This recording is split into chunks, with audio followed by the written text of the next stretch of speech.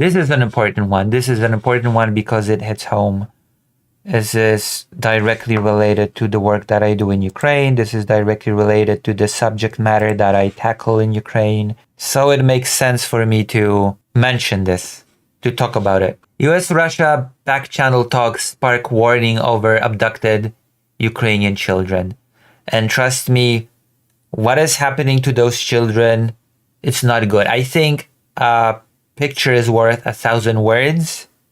And I don't think this picture needs an explanation.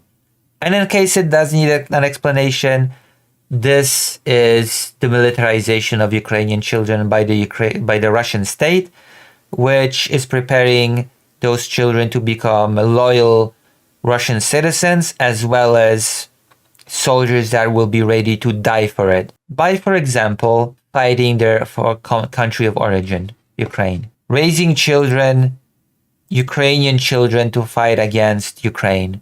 This is already happening. This is not a hypothetical. This is not an abstract scenario. This is already happening. Children have been kidnapped since 2014. And those children that have been kidnapped in 2014 grew up. They have been enlisted into the army, and they have been used against Ukraine. It is an unfortunate fact. It is a very tragic fact, but it is still fact. So when we speak of Ukrainian children being prepared to join the Russian military, when we talk about the militarization of children, it is something that has been going on for 10 years plus now, unfortunately.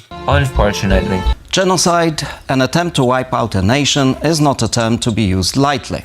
Yeah. And I think the term genocide absolutely applies here. Because one of the highlighted points of the Genocide Convention, the Convention of Prevention and Punishment of Genocide, the UN Convention, is the forceful transfer of the children from one group to another. And the kidnapping of Ukrainian children absolutely meets that criteria. But Ukraine says Russia's kidnapping of thousands of Ukrainian children is part and parcel of Vladimir Putin's stated war aim to Russify Ukraine and kill those who resist. Yep. So is Russia's treatment of stolen Ukrainian children part of a genocidal plan? To answer this question, I'm going on the record. I mean, there's no question here. The forceful transfer of children from one group to another constitutes a genocide in itself. It's not just a part of genocide, of a genocidal plan. That alone constitutes a genocide. With Tordis Gylfadottir, the Council of Europe's Special Envoy for Ukrainian Children and former Foreign Minister of Iceland. We were put on Kamaz trucks and taken to the filtration camp. There you go. The militarization of children. Fear of not knowing, of not understanding. I was trying to at least find out if my son was alive or not. They said that Ukraine would cease to exist soon, that nobody needed us anymore, and that we would never return. That is a very strong part of the narrative, that the children that are kidnapped are being fed by their kidnappers, that their parents are either gone, and even if they are not gone, they do not want them anymore, they have abandoned them, and that the only place left for those children is Russia. That the only group that will take care of them is the Russian state. And they also suggest that the best course of action for these children is to choose a military career. Those are I've heard from many families, from the organizations that I've been working with, that a common theme of children being told that they're not wanted anymore, that Ukraine is just rubble at this point, that the Ukrainian parents have all but abandoned them, they don't love them anymore, they don't want them anymore, they're not needed. But Russia needs them, Russia embraces them, Russia will take care of them, Russia will guarantee a good life for them. That is a common narrative that is being used, I would say, against the children, to manipulate them, to break their spirit, to make them susceptible to manipulation. Further manipulation, I should add. This is nothing but a genocide of the Ukrainian people through our children. Yep, I agree with this. I don't know if the hosts of this program will agree, but I absolutely agree with that is what is happening here. Yep, like 100%. Minister, thank you very much for joining TVP World today. Thank you for having me. So is what Russia doing when it comes to Ukrainian children comparable to anything we've seen since the Second World War? And is this indeed a genocide as we have? I think it's comparable. I think it is comparable. And the comparison being made here is, of course, the infamous kidnapping of Eastern European children, not just Polish children, but Eastern European children by the Nazis. And in a way, my grandfather was one victim of such a kidnapping by the Nazi forces. In this report? Well, we have reports, facts and data that shows definitely that Russia is committing war crimes. Of course, we have independent, courts that will have to take that on. War crimes, war against humanity, genocide, cultural genocide. Nope. The forceful transfer of children from one group to another, there's no ambiguity about it. It is directly listed in the UN Convention of Prevention and Punishment of Genocide. I mean, that is something for the independent courts to look into. But we already have an arrest warrant, as we know, on... Yep, we do. On two people, Belova as well as Vladimir Putin. Vladimir Putin and Maria Lvova-Belova. So we have not seen in these numbers, since the Second World War. And we don't even know the number, really. I mean, we know that these are tens and thousands of children. Unaccompanied children. The accompanied children with families that are being forcefully moved within the occupied territories go into the hundreds of thousands. I will never stop repeating this. I will never stop reminding this. But what is important is to track them, to know where they are, to bring them back, and then to hold Russia accountable for their actions, because this is not a consequence of being in a war.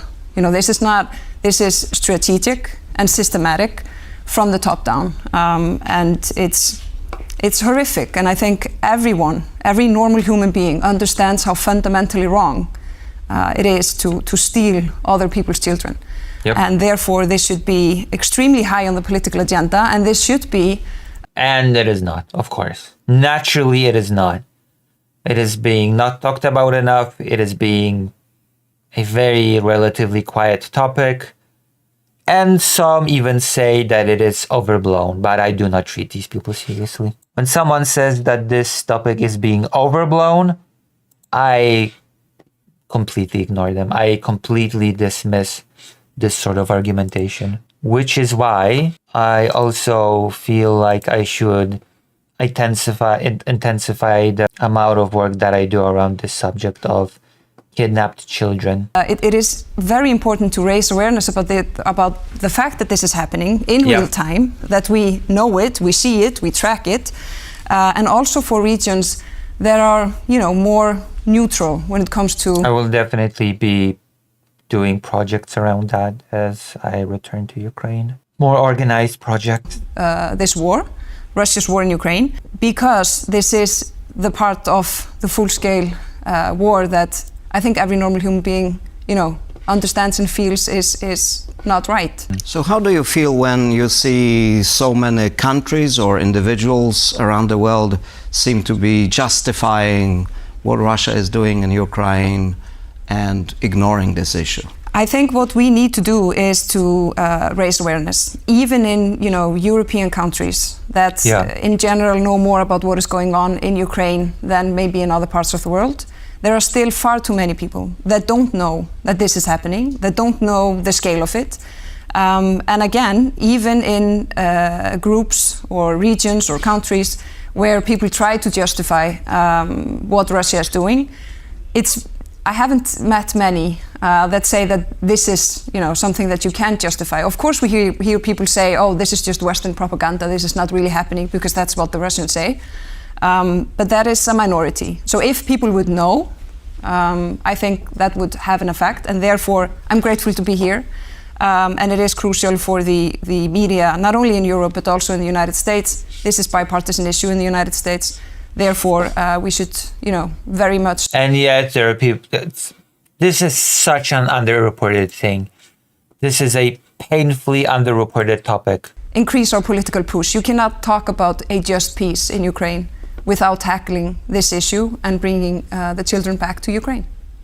So when the Russians are saying that they are Also,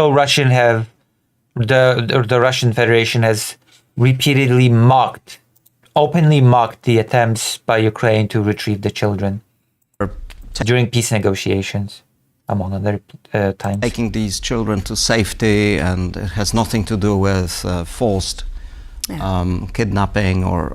Taking children to safety should not include changing their name and surname, changing their date of birth, putting it up for adoption into Russian families, telling them that Ukraine is a piece of rubble at this point, that their parents or any living family members do not love them or need them, telling them that they should live as Russians, telling them that they should not be using the Ukrainian language, telling them that they should join first the Russian paramilitary youth organizations and then in the future the Russian military.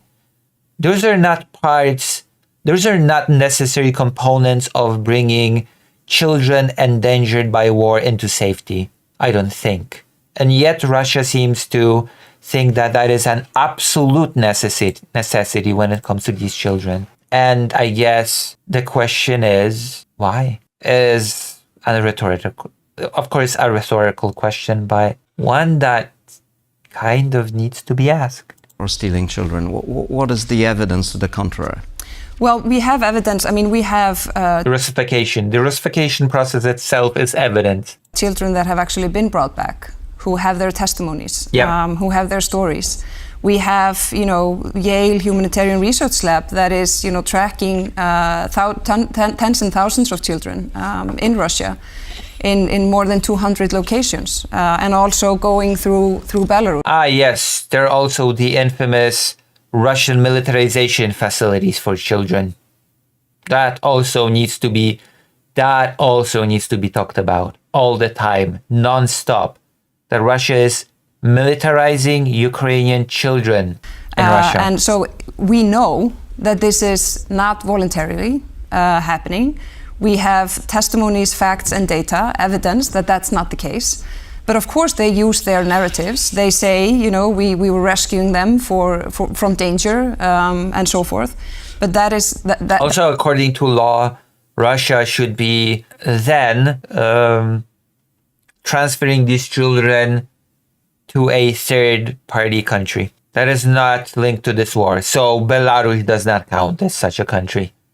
That's just not the case. And we already have, as I said, data, facts, reports, and knowledge that that's not the case.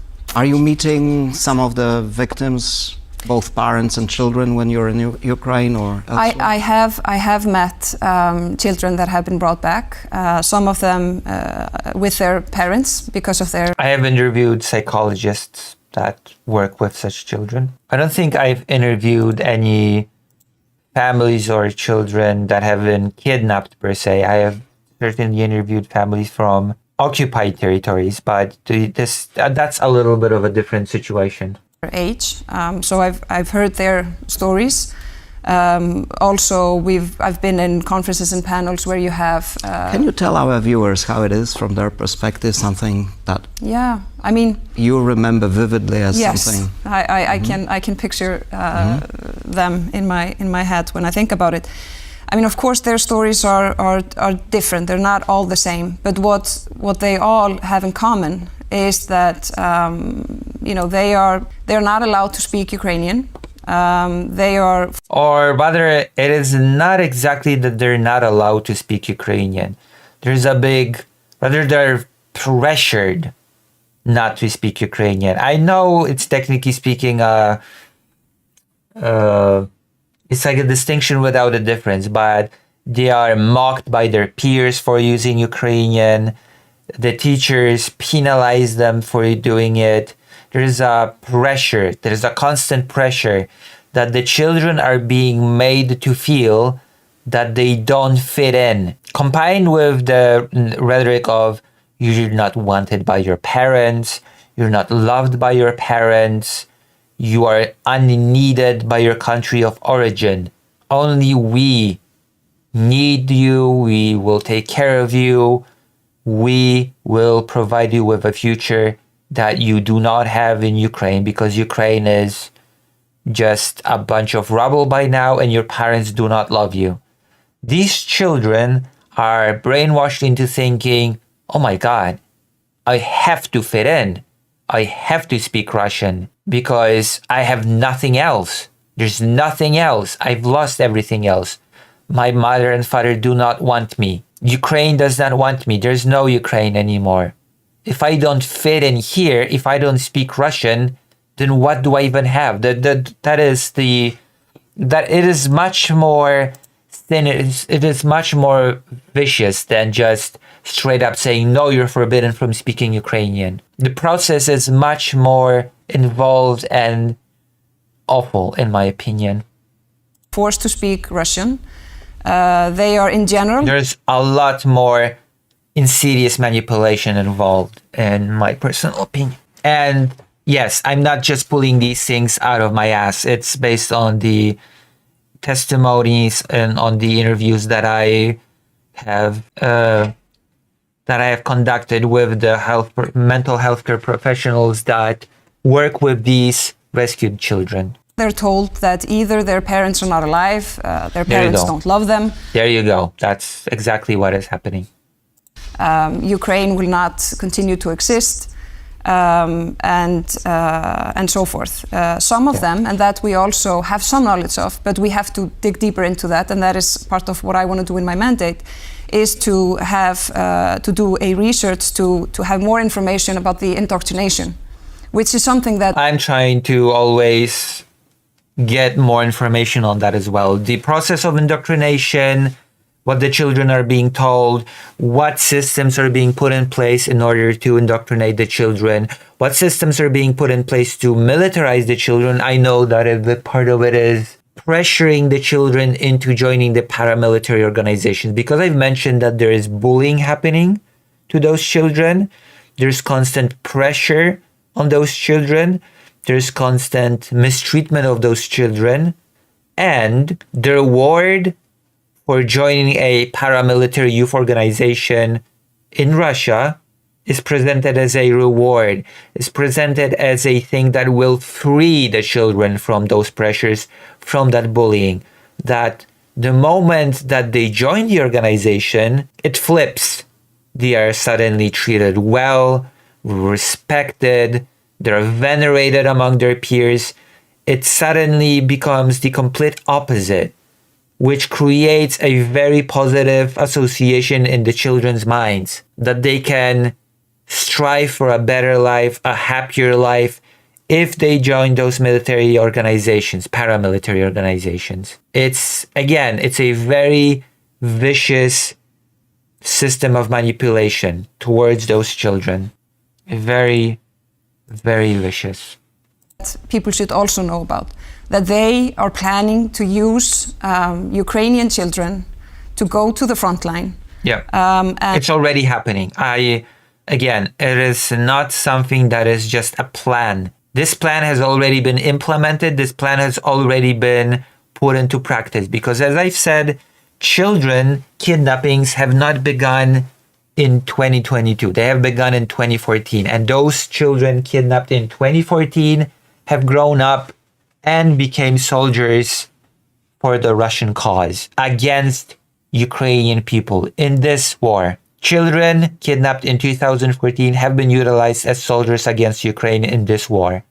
Some of them have been arrested. Some of them are right now in Ukrainian prisons. A very, very twisted situation. And fight their own people who are, sacrificing their life, possibly, to fight for the future of those same children. That is also part of what they're doing. So to Russify them and to basically try to erase their identity. Yeah. And this is something that is known from history. But what we are doing now is we are tracking them. We know that this is happening, and we have the ability to actually do something about it. Of course, it is extremely complex. And there are organizations that conduct rescue operations, very complicated and very confidential rescue operations. Among them, this Save Ukraine, for example, was one of those organizations that just straight up organizes rescue operations for the kidnapped children. And I saw on the video, I saw Mikolo Kuleba from Save Ukraine. I mean, what they are doing. There you go. A very, very famous organization that I have been working with. Is remarkable. We have a little over 1,800 children that have been brought back. Most of them through, rescue missions. Yeah. We have some countries that are working through, mediation between both sides. Hopefully we'll get more of those countries and hopefully in bigger numbers, children that will be brought back. But you can, 1,800 out of tens and thousands, if that's the pace that this will, continue on, it's obvious that those children will not be children when eventually, and some of them... Yeah, and of course there's even a bigger problem. Some of these children are at this point, at the point of our capabilities, just unretrievable, period. Because some children are kidnapped at such a young age that they're basically infants. And when you're an infant, you don't really have any facial features, distinguishing facial features. You don't have an identity to speak of below a certain age, which is also a very, very important thing to know. And those children are sometimes just unretrievable. You cannot identify them. Once they're kidnapped, they're gone. You cannot find them. You will never be able to find them. And that is one of the bigger tragedies of this. Like below a certain age, it becomes ranging from very difficult to impossible to find them. And in order to rescue children, you have to be able to identify them. You have to be able to identify them as Ukrainian. You have to be able to identify them as the children that have been kidnapped in order to rescue them. And below a certain threshold of age, that just becomes nigh impossible. Of course, I mean, we know that Russia has been simplifying, adoption procedures and so forth. So again, that shows that this is systematic, administrative, strategic thing that they're doing. And for some of the children, it will be extremely difficult, even impossible, to actually trace them. I mean, it's down to if you have a child that was maybe 18 months old, that child will not remember. Right. So time is on Putin. And if there is a child of 18 months old that is kidnapped, it will be extremely difficult to find that child.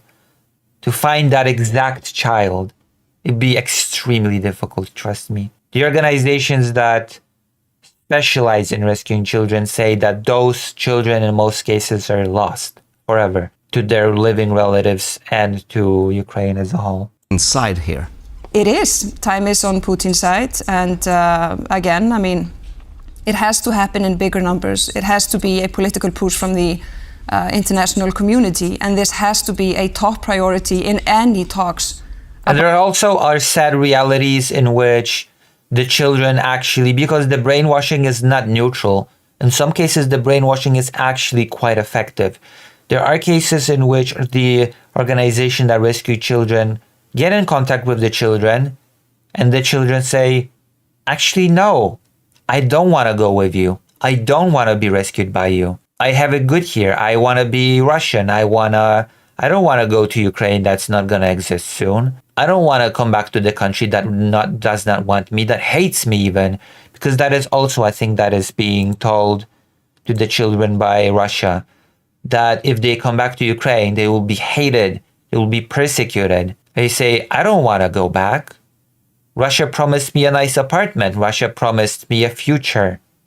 and I want a future. And sometimes it takes a bit of time for the children to realize what is happening and decide to come back. That is also a part that is worth discussing, that is worth noting. And sometimes it gets too late. Sometimes by the time the children decide to go back, they're no longer children. They are 18 and they are drafted into the military, to the armed forces of Russia. About any form of peace negotiations or just peace. Right, so how solid is the evidence that the International Criminal Court, which indicted Mr. Putin along with...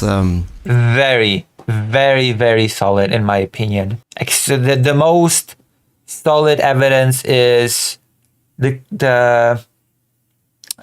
testimonies of the children themselves, matching. That is very extremely important to note. Matching testimonies of many, many, many rescued children.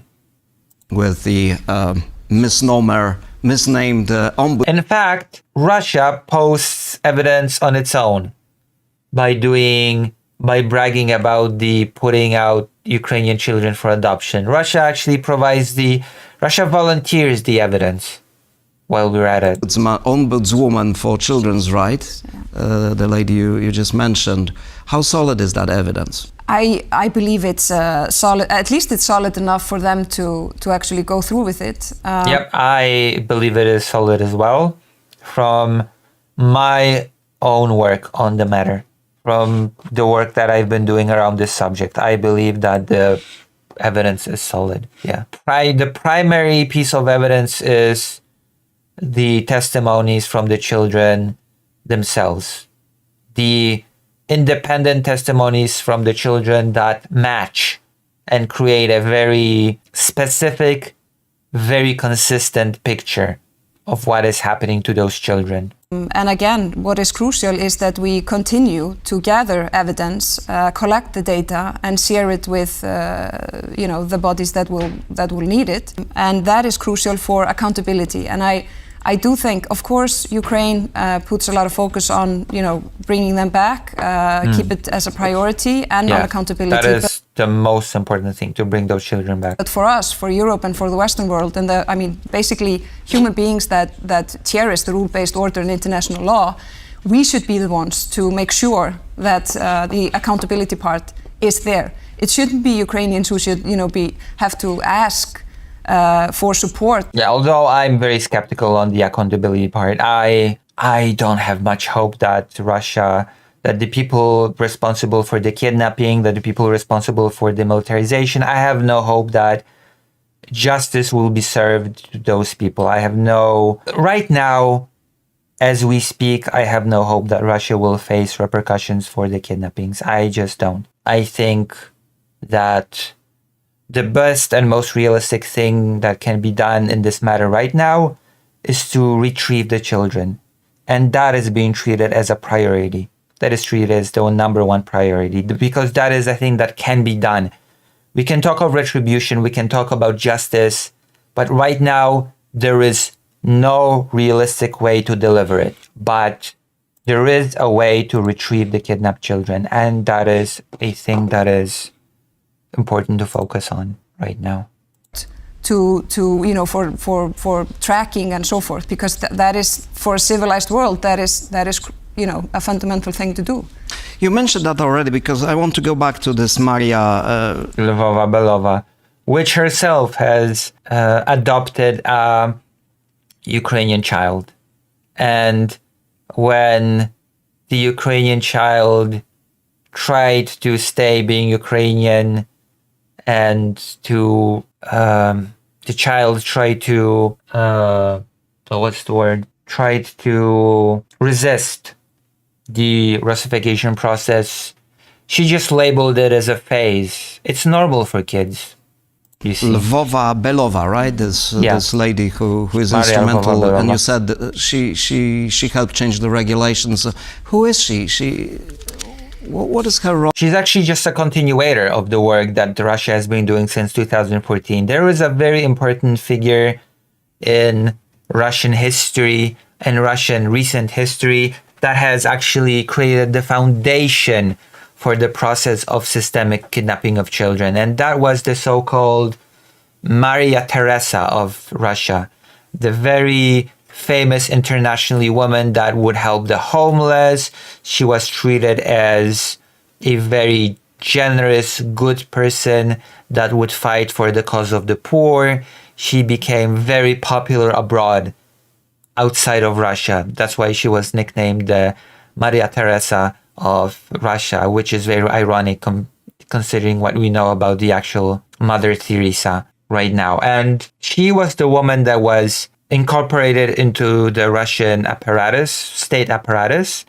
And as part of that, she has laid the groundwork, the systemic groundwork for the systemic kidnapping of Ukrainian children that has started in the year 2014.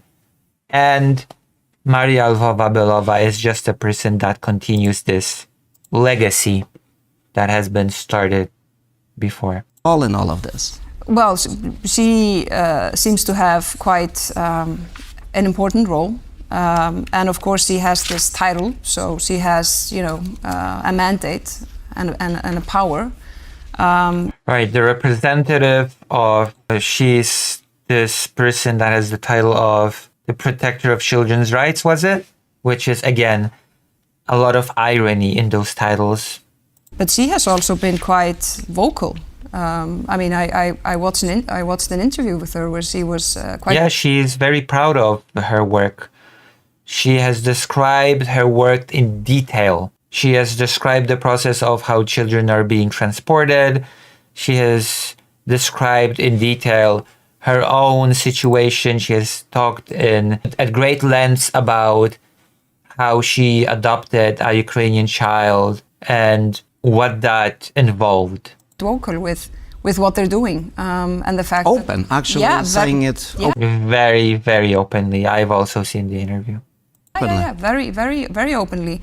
That they are, adopting children and taking them from, temporarily occupied territories and so forth. And so why do you think European leaders are not really taking this up as a big issue?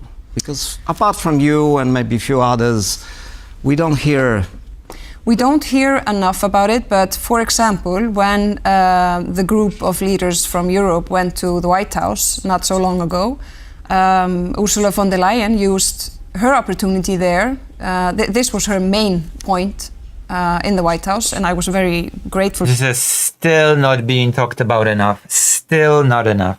Not nearly enough, especially on a high state level. For that, we have seen increase. There should be a non-stop pressure on Russia. Release the children, release the children, release the children, release the kidnapped children. Non-stop. At every opportunity, at every peace negotiation, and every talk on the higher levels of diplomacy, there should be a push to pressure Russia into releasing the children. It should be a non-negotiable part of achieving peace in Ukraine. Media attention. This is something that President Zelensky usually talks about in his speeches. And again, we've also seen increased support. For example, the European Union has been increasing their support inside Ukraine when it comes to the children that are actually being brought back, because of course they need, a lot of psychological support. Why? Sometimes the parents need psychological support as well, by the way, because there's a rift. There's a rift that happens between parents and children. The parents have problems communicating with their children after the brainwashing. There's a lot of work, not just to be done with the children themselves, but also with their parents. The parents have to be told how to communicate with their children and you. There is a problem that is being, that the whole families face. It's not just a problem that affects the kidnapped children. When the children have living relatives, the kidnapping affects everyone in the family. Everyone. Give us an example of the traumas that these children go through. Of course, it depends on their situation. And the worst types of stories involved, because sometimes the children are kidnapped with family members, and the children suffering, the children witnessing their parents being tortured, witnessing death on a daily basis. That's also a reality for those children. Again, constant manipulation, constant brainwashing, constant pressure and mistreatment until they join a paramilitary organization. There's a lot of types of pressures and traumas that these children undergo. Sometimes it's sexual assault, which also is something that needs to be talked about. It's not a huge percentage of the children, admittedly, that get sexually assaulted, but the number is high enough that I think it warrants a lot more discussion than it gets. And also how long they've been there. I mean, usually it's a different thing to receive a child that has been in Russia for 6 months than someone that has been there for 2.5 years, as you can imagine. I mean, if they have been basically brainwashed, you have to, reintegrate them into Ukrainian society. Yeah, you have to undo the process. And you cannot just, this is very important. This is a very important point that has been stressed to me by the mental health professionals that work with these children. You cannot just undo brainwashing by introducing your brand of brainwashing. You cannot counter fire with fire in these situations. You need to make the children think on their own. You have to give them space to come to certain conclusions on their own. You cannot just treat them to the very same things that Russia had done to them, if that makes sense. The undoing of the brainwashing that Russia does not just involve saying, you know what, their brainwashing was wrong. Actually, Russia's bad, we are good. That's how that works. Yeah, they need rehabilitation. How about physical violence? I mean, there have been these reports of sexual violence committed by Russian troops on occupied territories against Ukraine. How Interesting that this topic is being brought up. I want to definitely do reporting on that as well. That is a topic that is very underreported. And some organizations are actually guarded on when it comes to talking about it as well. So it becomes tricky. We have all forms of violations, basically. Not with every child, but we have that as well. And they also need, How widespread is that? God, I've heard a number of 5% of the rescued children, maybe a bit more. I'm really wondering what kind of numbers I will be hearing in this interview, because I couldn't say. I don't think we we have. It is not a big percent. When it comes to sexual assault, the percentage is not big, but again, it is substantial enough, in my opinion. Some information in different memos and reports, but I don't think we, at least I can't say. Fair enough. That is fair enough. I'm sure there's someone that could be more accurate on it, but I'm not sure that we not necessarily know exactly. But they will also need healthcare assistance, for example, and to close educational gap. I mean, and that is also their fundamental right to access education. Yes, the educational gap, the problem that affects a lot of children, not just kidnapped children, but also children living in Ukraine and especially near the front line. That is a problem that affects children. And occupied territories, parents straight up hide their children so that they don't end up in the Russian education system, and that creates large gaps in education that need to be undone. And of course, the kidnapped children get put into the Russian education system, and that also has to be undone. So there's a lot of levels and aspects to the whole education gap. There are different types of educational gaps for these children, depending on their particular situations. So the Ukrainians need also more, human resources. They need training, and that is something that the Council of Europe has been focused on, with e-learning, training for. E-learning still creates a certain amount of educational gaps. There are certain things that cannot be done with e-learning, and you need children to meet up in groups in real life and socialize. Socialization is a big part of the educational gap. because life skills, social skills, being able to deal with certain, that's also a form of education. Being able to deal with daily situations, with daily conversations, with social cues. Those are things that children lose when they are only exposed to e-learning. And that is also worth talking about. This is like looking to the future. This is not yet justice. This is helping absolutely them return to their nation, if you will. But, Yes. but I'm more interested in this issue of how to pursue justice here. Very difficult considering the situation. Well, I would say, the pace of, the numbers that are being brought back, it's happening too slow. So we need more, the NGOs inside Ukraine need more support. Yeah. If we will see any Absolutely. form of peace negotiations, that this has to be a part of any form of peace negotiations. This has to be a non-negotiable term. There can be no peace if the children are not returned. This should be a hard line. That could mean that we would receive them in bigger numbers than we are doing now. Yeah.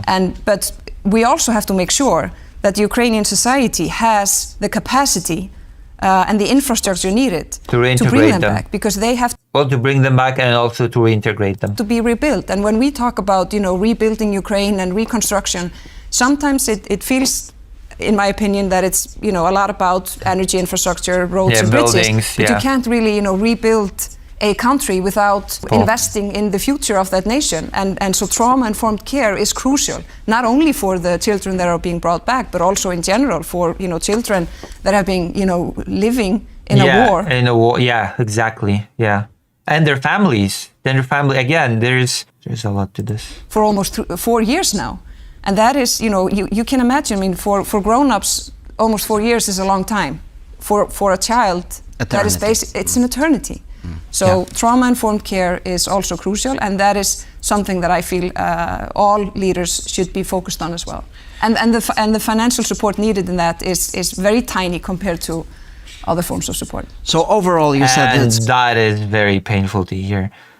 That is one of the most important topics, and it is just being very, very, very overlooked. The children are the future, after all.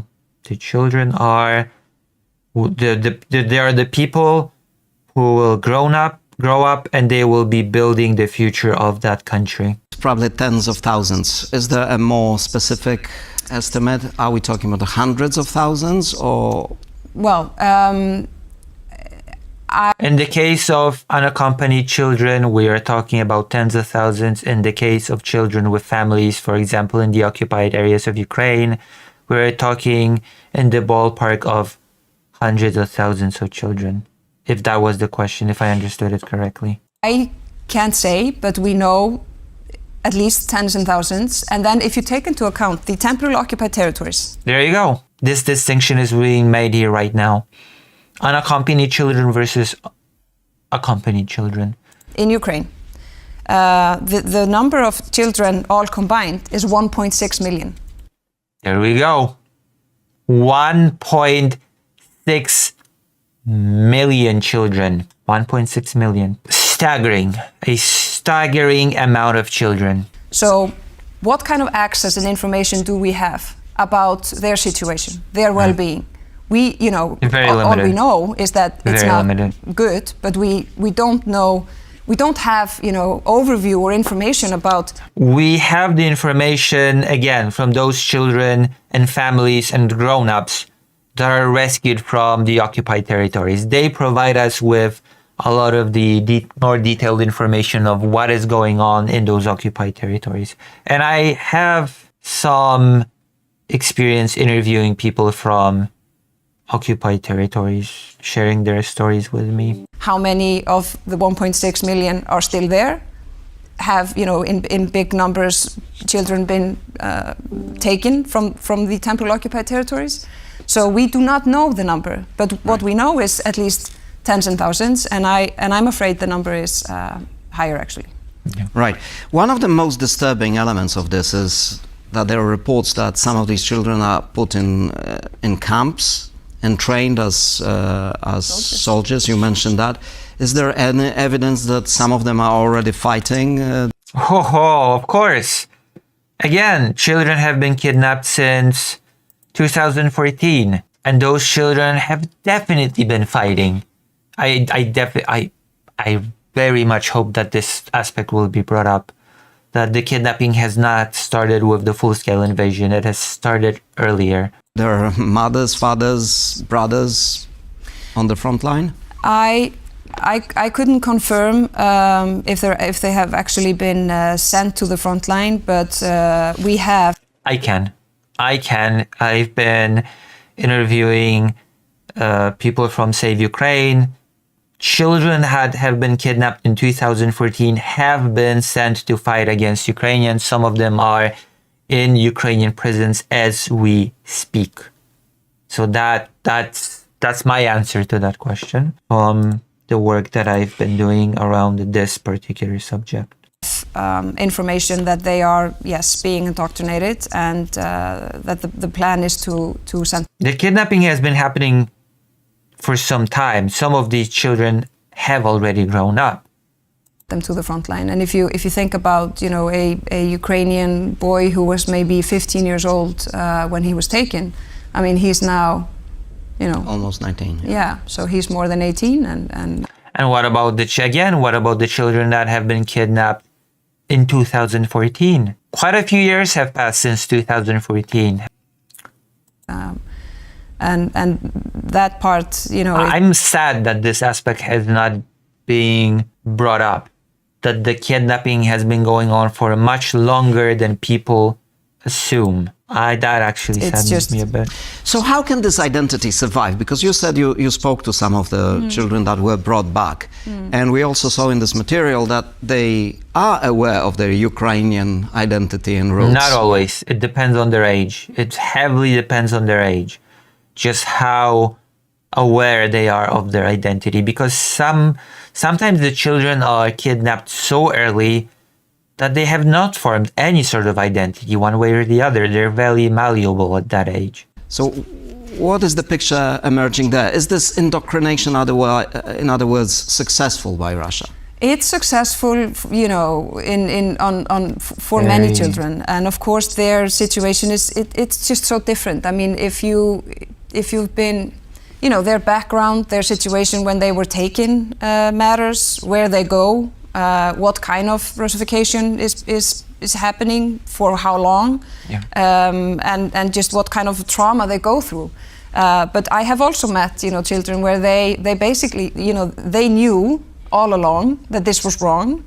They still, you know, knew the truth and kept, you know, kept their faith. But then we also have success stories on you know, reintegration and rehabilitation, where with psychological support. Yeah, I've heard those stories.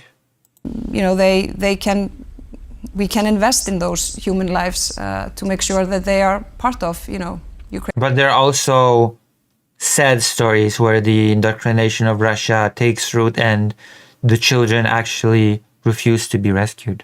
There are cases like that. There are cases in which those children change their minds along the way, but it is a complicated subject. It is not a simple subject. Future. Right. Now I would like to go back to what you said about the need for this to be part of any settlement in the future.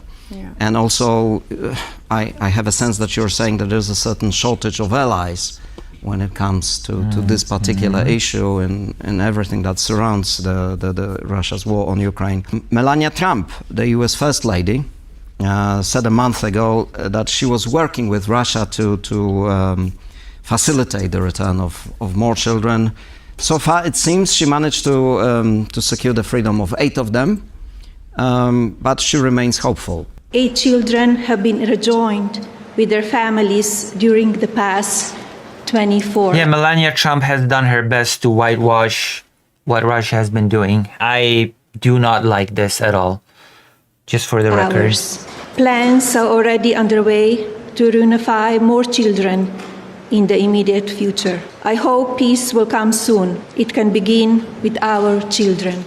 Disgusting. Have you had any dealings with Ms. Trump, and is she part of your network working on this issue? Not yet. I mean, I would be more than happy to have a dialogue with her, and I truly, both wish her. The whitewashing that she has been involved in this whole affair, it's very disturbing, to say the least. All the best in her efforts, and I truly wish that she keeps this on the agenda. But because, of course, I mean, the attention that it brings and the platform that she has is tremendous. So if she would be, all in on assisting. Yeah, and I feel like she is misusing that platform, just for the record. In this, we could see some real, results and success. So she's been mentioned as someone who can actually influence Donald Trump. Yeah. And that she actually did that. Well, it's great, but the results do not speak to her great influence and to her great platform, do they? The results do not match the big worries, they just don't. And there has been, again, a lot of whitewashing of Putin's actions along the way. So let's not get too excited. At some point called a silent ally of Ukraine. Yeah. Do you see more evidence of that positive role? I don't have any, personal information on that. I just, follow it closely and read whatever I can on this issue. We can hope. And again, I mean, the platform that she has and the attention that it brings is remarkable. So she could definitely, make sure that we would see some result, and that would be, a very, very big and beautiful contribution on her behalf. It could be. So we're hearing now, just these days, that the US is again talking to Russia unofficially about a ceasefire. Yeah, the US is drafting a surrender plan as we speak. Or even a peace deal. So how big is the risk that the Ukrainian children will be sacrificed in a quick deal? I mean, that is part of the, real world and the, you could say, cold reality. Of course, a person in my position, for example, has to be quite adaptive on, external developments and what is decided on bigger scale somewhere else. I think the big question is, should the children be sacrificed for the sake of a quick deal? Would the NGOs that conduct rescue operations still do it even in peacetime? That is the question. But I just can't see how, human beings with power can say, quite, confident and proudly that we now have any form of peace and not deal with the fact that... Well, unfortunately, I can imagine that quite easily, considering what actors we're dealing with in these peace negotiations. The unfortunate reality is that my imagination allows for me to imagine that. The Russian Federation has stolen, tens and thousands of children and are not planning to give them back. I think for, people in power and for every But it's definitely something within the realms of possibility. Definitely. Like I mentioned, every normal human being understands that cannot be called peace. So. Well, then we're not really dealing with normal human beings, are we? I truly hope that will be a part of any form. I am not a big fan of. I'm not a big fan of putting all your chips on hope. Of peace negotiations. So what is your next task in the next few months? Do you plan to meet some of these officials you mentioned as perhaps not as outspoken on this? What is your plan? What is your target? What is your goal? Well, I will be traveling to Stockholm next week to a conference, and there will be quite many important people there, but of course not maybe a lot of neutral people. I will be traveling to Doha Forum in Qatar early December. There Qatar. I will have an opportunity to have a dialogue and talks with people outside the, But we have some big powers around the world, some of the emerging powers, Brazil, India, they seem to be completely immune to any information about this. Why is that, and what are you going to do about this? Well, I wonder. For example, I can say that Qatar has been taking on a role as mediator between both sides. That has shown results, and I do hope that that will continue, and I do hope that we will see more countries taking on such a role. Because we will need other countries that can have a dialogue with Russia to do that, and I know from and that is being worked on many fronts to increase the numbers of countries that could do so. Okay. And hopefully that we will see that. We have time for just last question. Here in Poland there is a debate about limiting financial support for some of the Ukrainian refugees. Oh my God, that horrible, messed up conversation. Oh, here we go. Here we go. Including children, so the child benefit and other things. What would you say to politicians and average Poles who support such a attitude? I mean, I'm not gonna. I'm trying not to interfere with domestic politics. I am going to. I mean, I'm Polish, so I might as well say it. But children and families with children should receive those benefits. The Ukrainian community gives a big enough amount of money to the Polish GDP that those benefits should be sustained. That is all that I have to say on the matter. But as a human being to other human beings in Poland, I would say that what is happening in Ukraine is basically it's a test of everything we stand for, and for us who have the privilege to be free, literally free, we have to do what we can to support the people that are actually sacrificing their life to become that kind of society that Poland is now. And I mean, I come from a country that has not been invaded, so we might take it for granted. I try not to, and I look at, for example, Poland and the Baltic states, and I say this everywhere I can. I mean, these are such a great examples of a recipe that works. If when you are a country that is truly free, you can offer your citizens such a quality of life, and that is worth fighting for. So what we do to support them is a tiny cost in the bigger picture, and as I know from facts from this country, they're actually giving more into society than they are taking. Yeah, exactly. By a big margin, by the way. Very important fact to keep in mind. Thordis, thank you very much. Thank you. Thank you very much for watching. This was On The Record. See you next week. All right. That was great. I feel like I was able to add a thing or two from my own experience with the topic.